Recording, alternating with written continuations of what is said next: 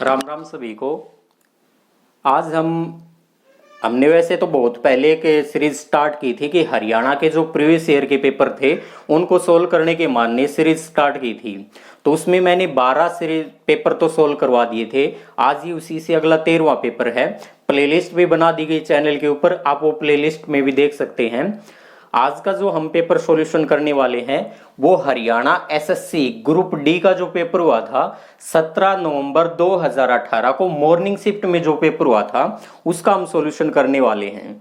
एक बात थोड़ा सा ध्यान देंगे, विद्यार्थी जीवन के अंदर एक बात हमेशा ध्यान रखना, और कौन सी बात है कि शांति काल के अंदर जितना पसीना बहाया जाएगा युद्ध काल में उतना खून कम बहाना पड़ेगा। ये विद्यार्थी जीवन में बिल्कुल स्टिक बैठती है ये बातें कि जब पेपर नजदीक आ जाता तो हम हाय रे ये पढ़ लें, हाय रे वो पढ़ लें, कि हाय रे हमें ये क्वेश्चन बता दो। और अभी टाइम है पेपर में कम से कम 3 महीने तो मान के चले, तो 3 महीने के अंदर हम प्रीवियस ईयर के जो पेपर हैं उनको सोल्व कर लेंगे। लगभग 100 के आसपास पेपर सोल्व करने वाले हैं। एक पेपर को अगर ठीक ठाक सोल्व किया, क्योंकि एक पेपर में 90 क्वेश्चन भी होंगे, किसी में 100 क्वेश्चन भी होंगे, और उन क्वेश्चन से रिलेटेड बहुत सारे क्वेश्चन अगर हमने कर लिए तो आने वाला कोई भी एग्जाम हमारा छूटने वाला नहीं है। पक्का पेपर पास होगा और हमें सरकारी नौकरी मिल जाएगी। तो आज शुरू करते हैं। ग्रुप डी में 17 नवंबर को जो पेपर में क्वेश्चन पूछा गया था उन्हीं में पहला क्वेश्चन है, निम्नलिखित में से कौन से नेता ने संविधान सभा में उद्देश्य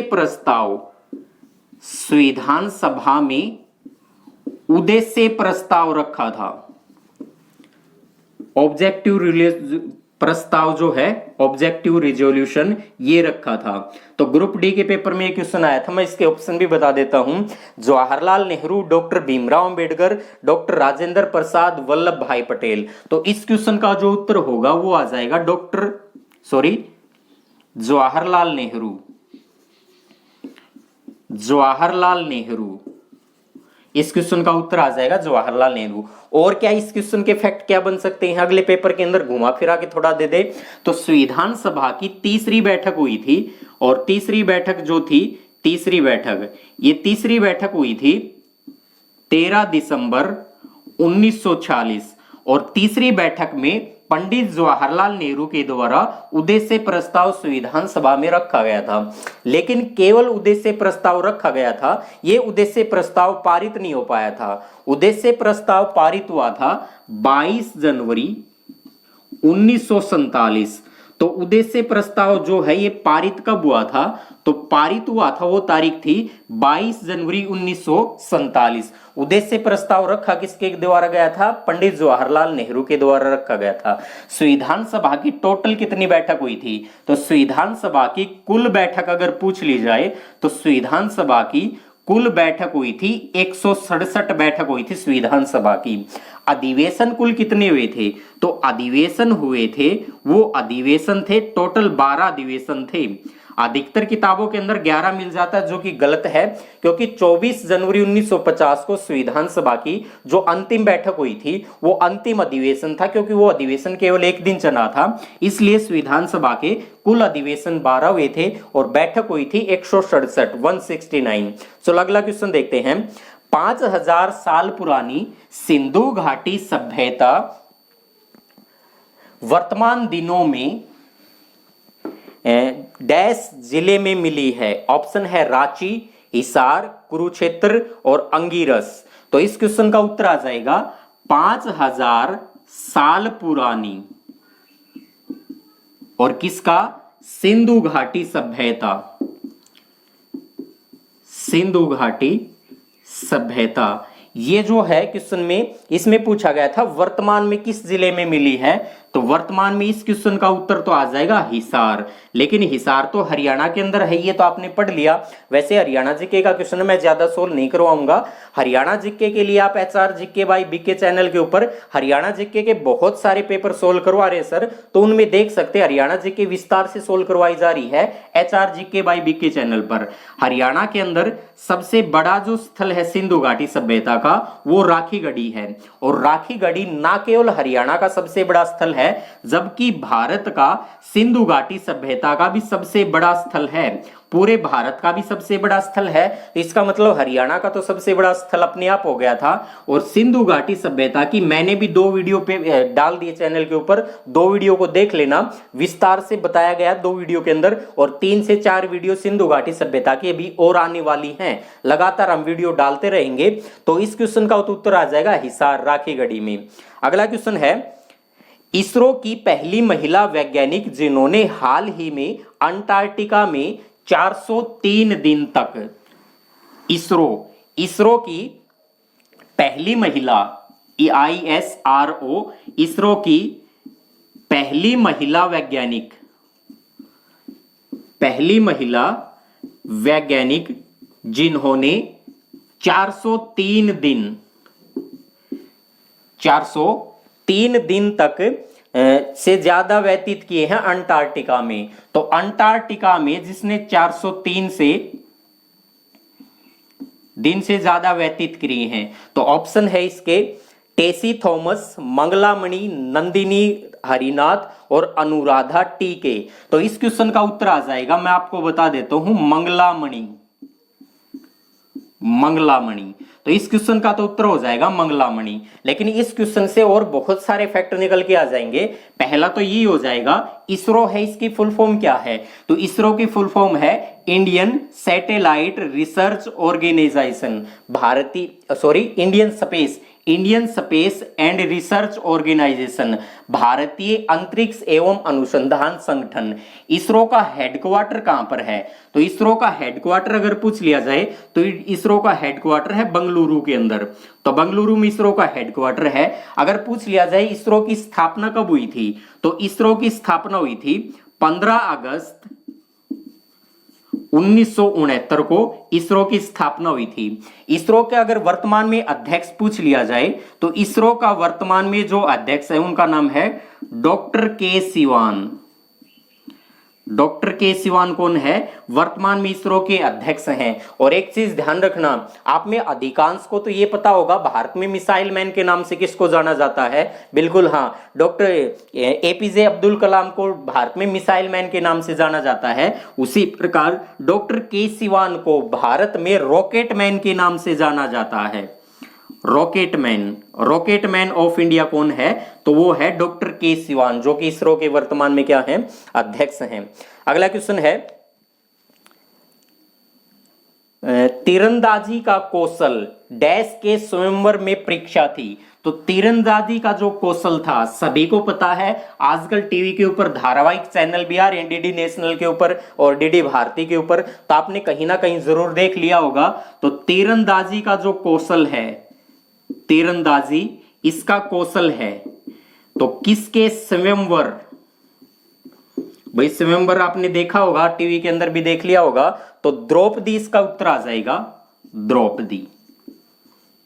बाकी हरियाणा जीके का क्वेश्चन था ये। अगला क्वेश्चन है, वह उपकरण जो ध्वनि को विद्युत तरंगों में बदलता है, उपकरण का नाम बताना है। कौन सा उपकरण जो ध्वनि को विद्युत में बदलता है, ध्वनि को विद्युत तरंगों में बदलता है,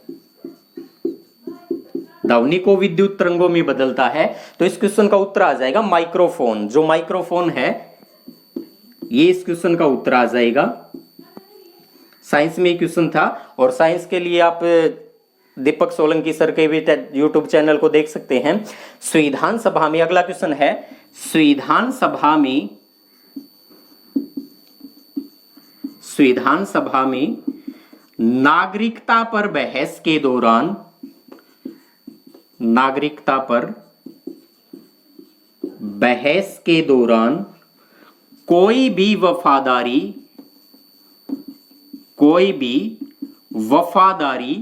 विभाजित नहीं होगी,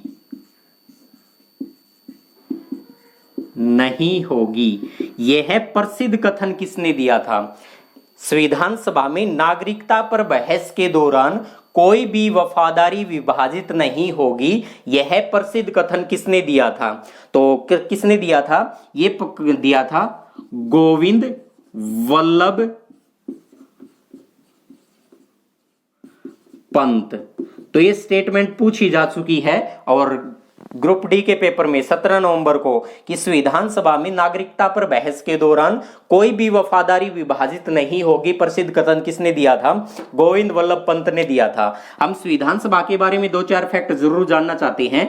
भारत में संविधान सभा का गठन किसकी सिफारिश के आधार पर हुआ था? या संविधान सभा का गठन हुआ था कैबिनेट मिशन योजना के तहत। कैबिनेट मिशन योजना, तो कैबिनेट मिशन योजना के तहत क्या हुआ था? संविधान सभा का गठन हुआ था। संविधान सभा के अंदर कुल सदस्य कितने थे? तो संविधान सभा में कुल सदस्य थे 389 सदस्य। संविधान सभा की पहली बैठक कब हुई थी? पहली बैठक हुई थी 9 दिसंबर 1946। इस पहली बैठक की अध्यक्षता किसने की थी? तो डॉक्टर सच्चिदानंद सिन्हा ने इसकी अध्यक्षता की थी। डॉक्टर सच्चिदानंद सिन्हा। डॉक्टर सच्चिदानंद सिन्हा इसमें अस्थायी अध्यक्ष बनाए थे। तो क्योंकि सबसे बुजुर्ग सदस्य थे, सबसे वरिष्ठ सदस्य थे, इसलिए इनको क्या बना दिया गया था? अस्थायी अध्यक्ष। 11 दिसंबर 1946 को संविधान सभा की दूसरी बैठक हुई थी, सेकंड बैठक, दूसरी बैठक। इस दूसरी बैठक के अंदर डॉक्टर राजेंद्र प्रसाद को क्या बना दिया? संविधान सभा का स्थायी अध्यक्ष बना दिया गया था। तो अगला क्वेश्चन देखते हैं क्या है। अगला क्वेश्चन है महाभारत का युद्ध के दौरान हुआ था। ऑप्शन है 900 ईस्वी, 800 ईस्वी, 700 ईस्वी और 600 ईस्वी। तो महाभारत का जो युद्ध है, आप सबको पता होगा इस क्वेश्चन का। महाभारत का जो युद्ध है, महाभारत का युद्ध, तो महाभारत का युद्ध लगभग हुआ था 950 ईस्वी के अंदर महाभारत का युद्ध हुआ था। 900 ईसा पूर्व भी कर लेना इसको, यानी 950 ईस्वी बीसी। और ऑप्शन दे रखे 900 बीसी यानी ईस्वी पूर्व, 800 ईस्वी पूर्व, 700 ईस्वी पूर्व और 600 ईस्वी पूर्व। तो इसका उत्तर आ जाएगा 900 ईस्वी पूर्व। अगला क्वेश्चन देखते हैं।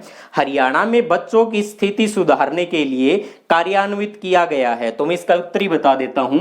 हरियाणा में बच्चों की स्थिति सुधारने के लिए डैश कार्यान्वित किया गया है। तो इस क्वेश्चन का उत्तर आ जाएगा एकीकृत बाल विकास परियोजना। बाल विकास परियोजना। तो हरियाणा में क्या है? बच्चों की स्थिति सुधारने के लिए एकीकृत बाल विकास परियोजना जो है, इसका क्या किया गया था? कार्यान्वित किया गया था। ये 1996 के अंदर ये परियोजना जो थी वो शुरू कर दी गई थी। अगला क्वेश्चन देखते हैं। ब्रिटिश आधिपत्य के दौरान रियासती राज्यों द्वारा ब्रिटिश भारत साम्राज्य का कितना भू क्षेत्र घेरा हुआ था? तो आप सब जानते हैं कि रियासत जो थी वो उस समय भारत के अंदर 565 देशी रियासतें थी। और उन 565 देशी रियासत जो कि भारत की स्वतंत्रता से पहले थी, उनमें 1/3 भाग है, या जिसको हम 1/3 बोलते हैं, 1/3 इतना भाग घेरे हुए थी। यानी इतना क्या था? इस क्वेश्चन का उत्तर आ जाएगा कितना भूभाग घेरे हुए थी ये। अगला क्वेश्चन है। हरियाणा नगर निगम संशोधन अधिनियम के अनुसार शहरी निकाय के चुनाव लड़ने के लिए न्यूनतम आयु कितनी होनी चाहिए? पुरुष को न्यूनतम शिक्षित होना चाहिए, शिक्षित होना पूछा गया था। हरियाणा नगर निगम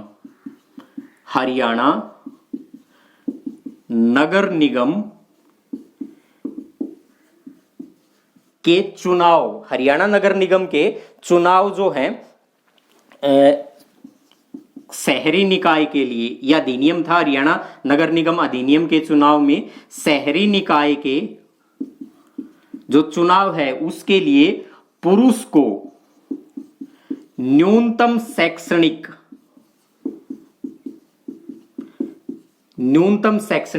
कितना होना चाहिए? उसकी न्यूनतम शैक्षणिक जो है शिक्षा की योग्यता कितनी होनी चाहिए? तो पुरुष के लिए न्यूनतम है वो 10वीं पास है, 10वीं पास। तो इस क्वेश्चन का उत्तर तो हो जाएगा 10वीं पास। लेकिन अगला क्वेश्चन हो सकता था महिला को लेकर पूछ ले, वह अनुसूचित जाति को लेकर पूछ ले, अनुसूचित जाति।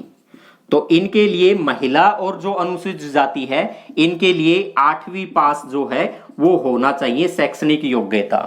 अगला क्वेश्चन देखते हैं। अगला क्वेश्चन है संविधान के 97वें संशोधन के संबंध में। बड़ा गजब का क्वेश्चन है।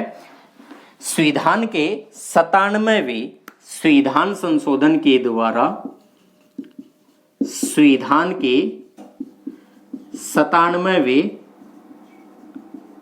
संविधान संशोधन, लाइट चली गई भाई, 97वें संशोधन के तहत कौन सा कथन सत्य है?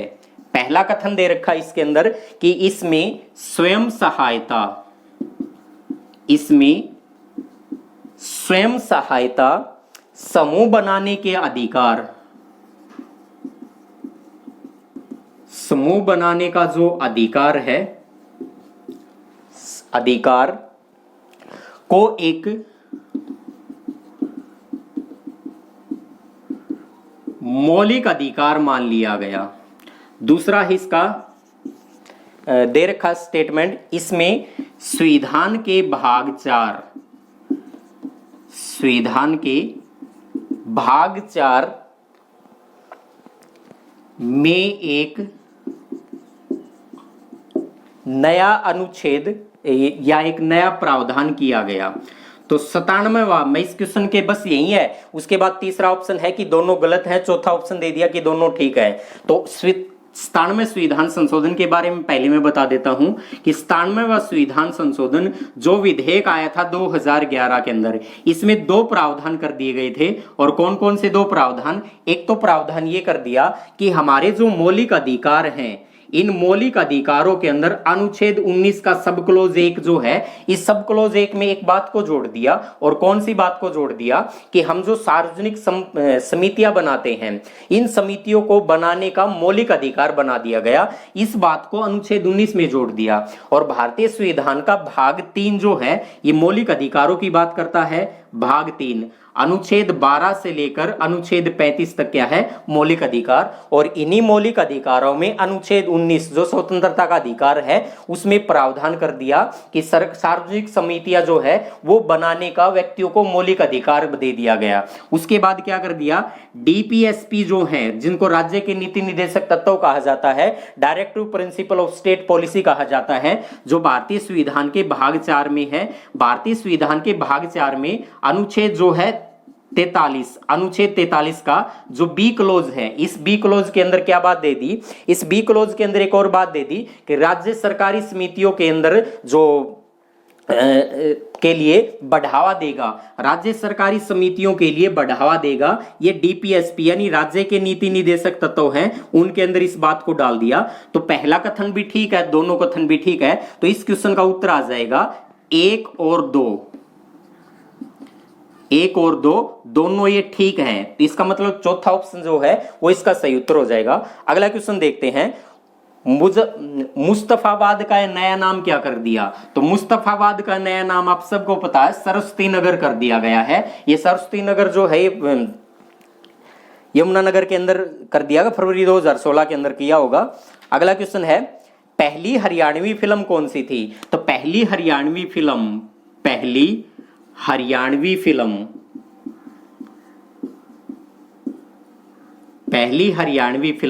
तो ऑप्शन दे रखे हैं रिजुवी, धरती, यजुर्वेद, ओशो। तो इस क्वेश्चन का उत्तर आ जाएगा धरती, ये पहली फिल्म है। अगला क्वेश्चन देखते हैं। अगला क्वेश्चन है, पृथ्वी के धरातल से वायुमंडल की निम्नलिखित संरचनाओं को व्यवस्थित कीजिए। यानी पृथ्वी के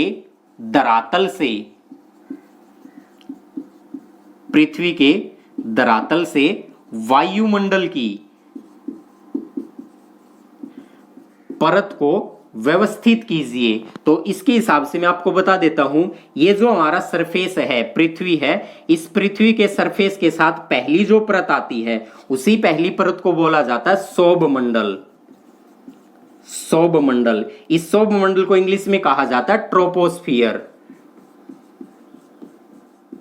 कई बार वो हिंदी में टर्म दे देता है ट्रोपोस्फियर और इंग्लिश में ये देता है, सौरमंडल ऑप्शन में नहीं डालता। तो हमें इंग्लिश का पता होना चाहिए। सौरमंडल के बाद दूसरी जो परत है उसका नाम है समताप मंडल। इसे कहा जाता है स्ट्रेट स्ट्रेटोस्फियर, स्ट्रेटोस्फियर। इसके बाद आता है मध्यमंडल, मध्यमंडल, मेजोस्फियर, मध्यमंडल आता है। मध्यमंडल के बाद आता है आयन मंडल, यानी इसको बोलते हैं आयनोस्फियर। और उसके बाद आता है बाह्य मंडल, बाह्य मंडल जिसको एक्सोस्फियर बोलते हैं। तो ये वायुमंडल की 5 परत है, ऑप्शन में केवल 4 दे रखी हैं, तो इसके हिसाब से देख लेना। पृथ्वी के धरातल के सबसे समीप सौरमंडल है, उसके बाद समताप मंडल, फिर मध्य मंडल, आयन मंडल, बाह्य मंडल। अगला क्वेश्चन देखते हैं। जोगिंदर सिंह से एक साहित्यक हैं। जोगिंदर सिंह जो हैं ये एक साहित्यक हैं, ऑप्शन में दे रखे हैं। इनका संबंध कहां से है, तो इनका संबंध दे दिया जलसा से, शाहबाद से, पानीपत से, अंबाला से। तो इस क्वेश्चन का उत्तर हो जाएगा शाहबाद से। अगला क्वेश्चन है, बाल मुकुंद गुप्त हरियाणा के एक प्रसिद्ध साहित्यकार हैं। तो ये बाल मुकुंद गुप्त जो हैं, बाल मुकुंद गुप्त जो हैं ये हिंदी के प्रसिद्ध साहित्यकार हैं। तो इस क्वेश्चन का उत्तर आ जाएगा हिंदी। अगला क्वेश्चन है, आरबीआई की संस्तुति के आधार पर बनाई गई थी। आरबीआई जो है वो किस संस्तुति के आधार पर बनाई गई है, RBI reserve bank of India. तो आरबीआई है किस संस्तुति के आधार पर बनाई गई है। मैं 4 ऑप्शन भी इसके लिख देता हूं, क्वेश्चन इंपॉर्टेंट है। भारतीय केंद्रीय बैंक, भारतीय केंद्रीय बैंक जांच समिति। दूसरा ऑप्शन है रॉयल समिति या रॉयल कमीशन भी लिखा है। तीसरा ऑप्शन है साइमन कमीशन,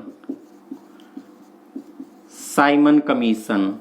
और चौथा ऑप्शन है नेहरू रिपोर्ट, नेहरू रिपोर्ट।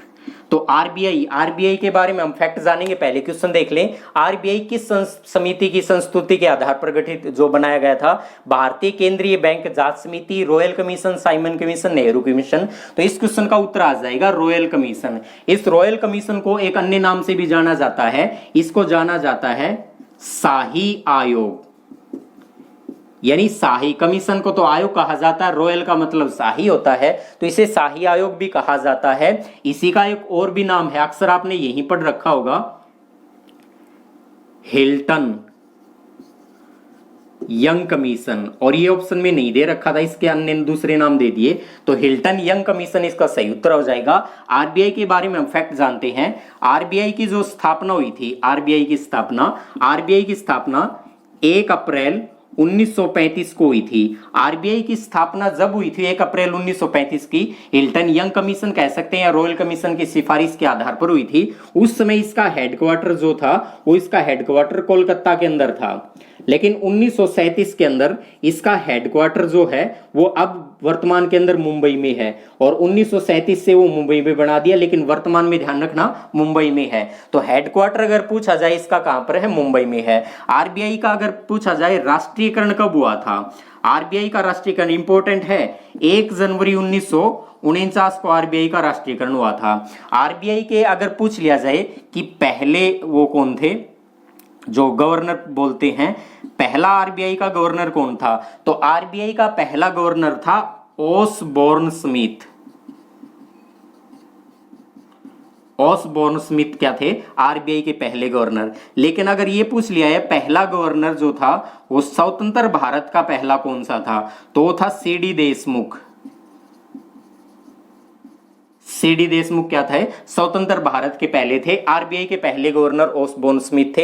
हाल ही के अंदर एक चीज का और ध्यान करना, आरबीआई के अंदर 4 डिप्टी गवर्नर भी होते हैं, 4 डिप्टी गवर्नर भी हैं, और आरबीआई के 4 डिप्टी गवर्नरों में से एक का नाम अभी हाल फिलहाल में रहा था, क्योंकि एक आरबीआई के चौथे गवर्नर जो थे माइकल देव पात्रा, माइकल देवव्रत पात्रा जो हैं, ये आरबीआई के हाल ही में डिप्टी गवर्नर जो है वो बना दिए गए हैं। आरबीआई के 3 डिप्टी गवर्नर और भी हैं, एक का नाम है बीएस कानूनगो,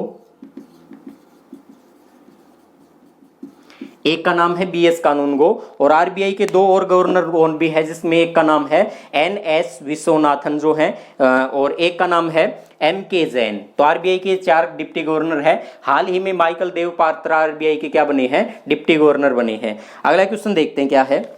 अगला क्वेश्चन है हरियाणा का कुल क्षेत्रफल कितना है। तो हरियाणा का कुल क्षेत्रफल है 44,212 वर्ग किलोमीटर।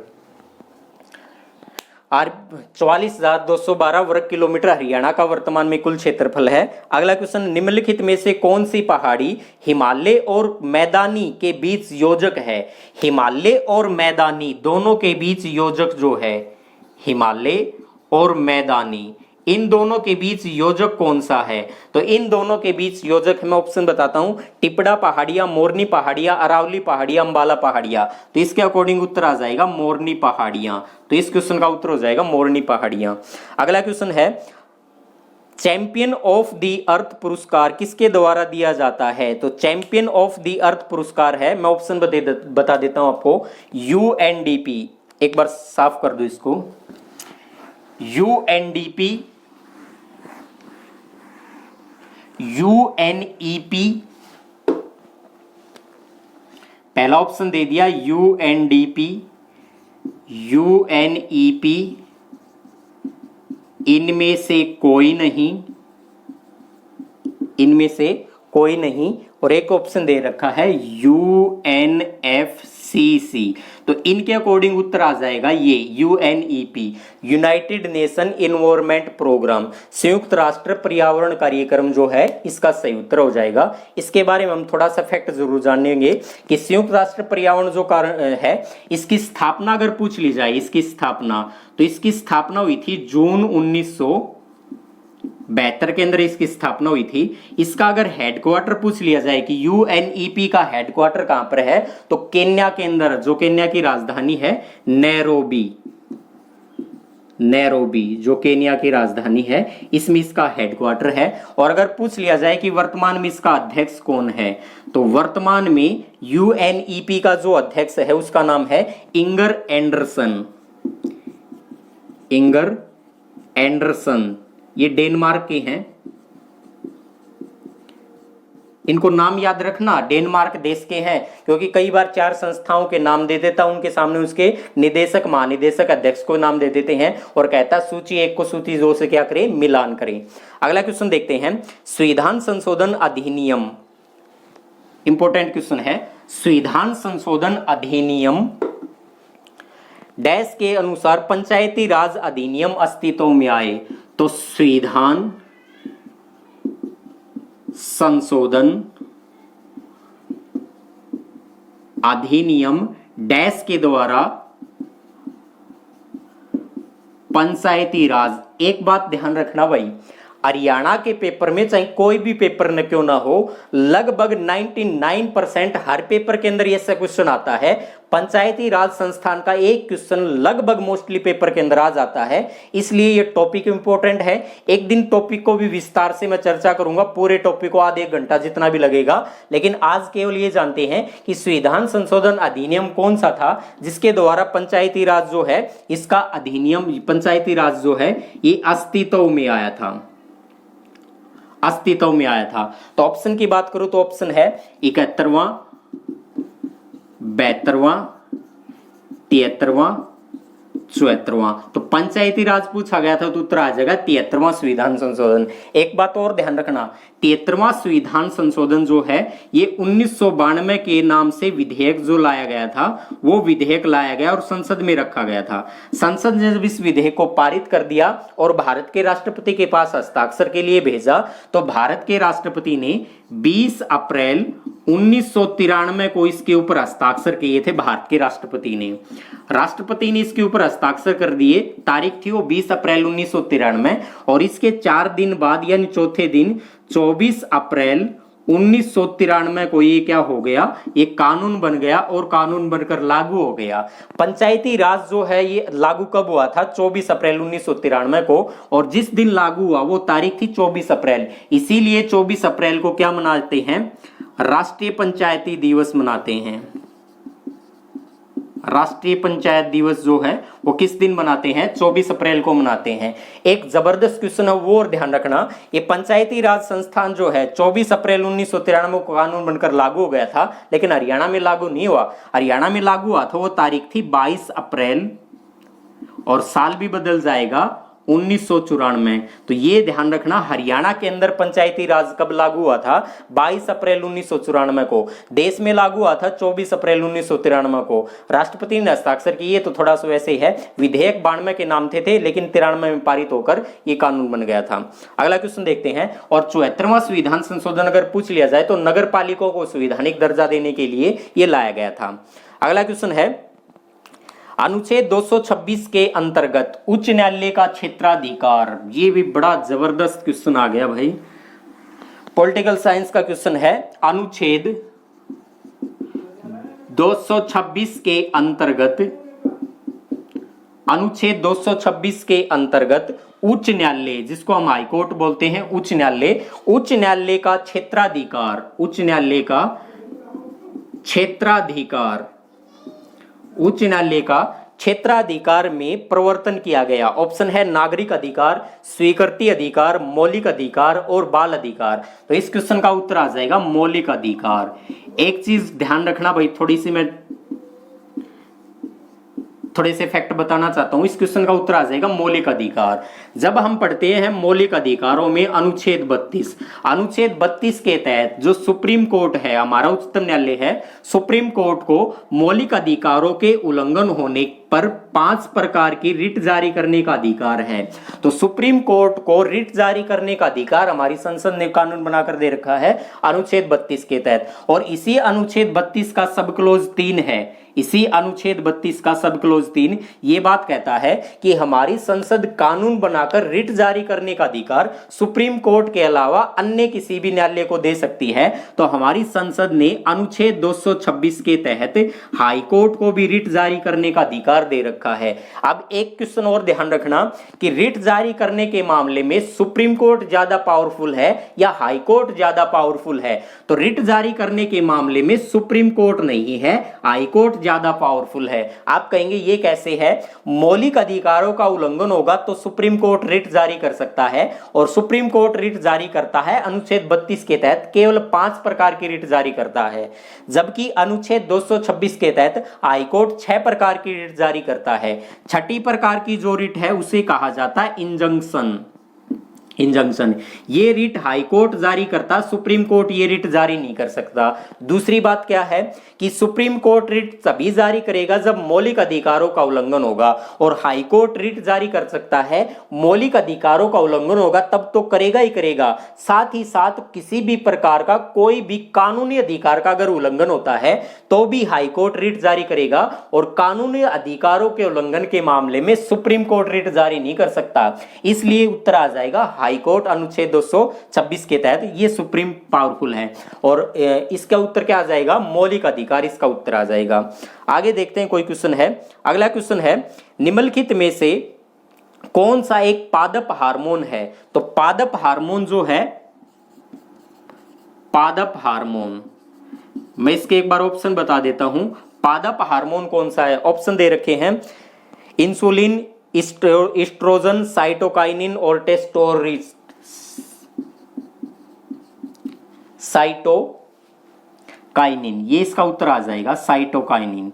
तो इस क्वेश्चन का तो उत्तर ये हो जाएगा साइटोकाइनिन। अगला क्वेश्चन है, सूर्यदेव को समर्पित झील कौन सी है? हरियाणा जीके का क्वेश्चन है, सबको रट रखा होगा दमदमा झील, इसका उत्तर सूरजकुंड इसका उत्तर आ जाएगा। अगला क्वेश्चन है, एस्बेस्टोस, एस्बेस्टोस हरियाणा के अंदर सबसे ज्यादा किस जिले में होता है? तो ये होता है महेंद्रगढ़ जिले के अंदर पाया जाता है, महेंद्रगढ़। तो भी आज के लिए इतना ही। ये हमने ग्रुप डी के जो पेपर हुआ था 17 नवंबर 2018 को मॉर्निंग शिफ्ट में, उसका सॉल्यूशन किया है, और अब तक हमने 12 पेपरों का सॉल्यूशन कर चुके हैं। ये 13वां पेपर है। जिसने अब तक अगर कोई पेपर नहीं देखे हो पिछले तो जरूर देख लेना। कम से कम ये हो जाएगा कि पेपर में क्वेश्चन क्या पूछे जाते थे, हम क्या पढ़ रहे हैं, और इन क्वेश्चनों से संबंधित अन्य बहुत सारे फैक्ट क्या हैं। तो आज के लिए इतना ही। जय हिंद, जय भारत, धन्यवाद।